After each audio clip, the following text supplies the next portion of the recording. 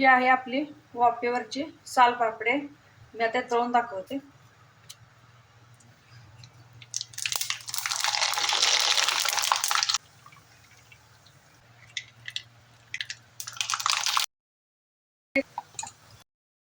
त्यांच्या तांदळापासून बनवलेली आहे वाफेवरची सालपापडी. खूप छान लागते.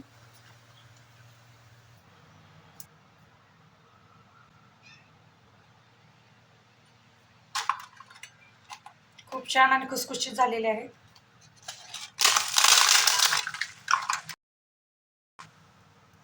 असेच छान छान रेसिपी पाहण्यासाठी स्नेहल काळभोर किचनला लाईक करा, शेअर करा आणि हो सबस्क्राईब करा. थँक्यू.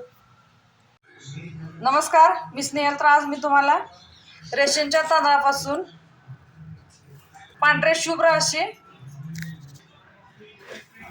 शुभ्र होणारे अशी कुरडे करून दाखवणारे आहे.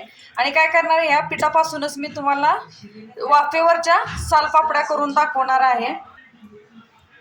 1 किलो तांदूळ घेतलेले आहेत. तर काय करायचं, ह्याच्यामध्ये आपल्याला तर काय करायचं, पाणी ओतून 2 ते 3 वेळा स्वच्छ चोळून असे आपल्याला धुवून घ्यायचे.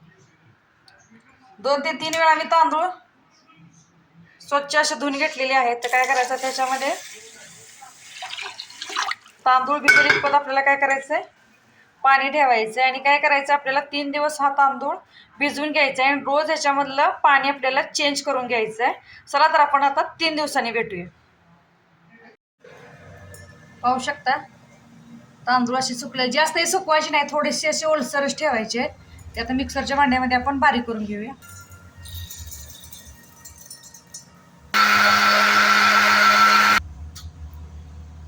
अशा पद्धतीने बारीक करून घ्यायचं आणि सोजीच्या चाळणीने चाळून घ्यायचं.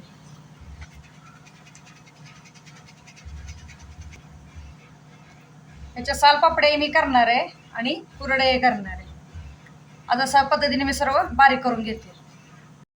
आपण रात्रभरासाठी पीठ ठेवलं होतं. याच्यामध्ये थोडंसं पीठ काढून घेतले. त्याच्यामध्ये थोडंसं पाणी घालून आपण याच्यामध्ये मीठ घालून घेऊया. जिरे घातले, थोडंसं मीठ घातलं. अशा पद्धतीने आपल्याला पीठ असं पसरवून घ्यायचं.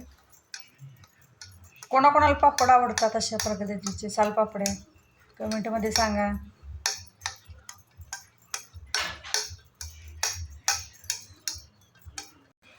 एका पातेल्यामध्ये पाणी गरम करायला ठेवलंय. त्याच्यावरती असं ठेवून द्यायचं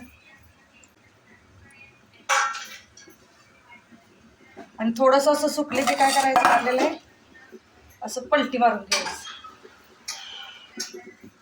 आता हे आपण काढून घ्यायचं आहे. अशा पद्धतीने एक परात घेतले, त्याच्यामध्ये असे थंड करायला सोडून द्यायचं. सुईने काय करायचं, असं आपल्याला पापड काढून असं टाकून घ्यायचं आहे. नंतर असे सुकत घालायचे.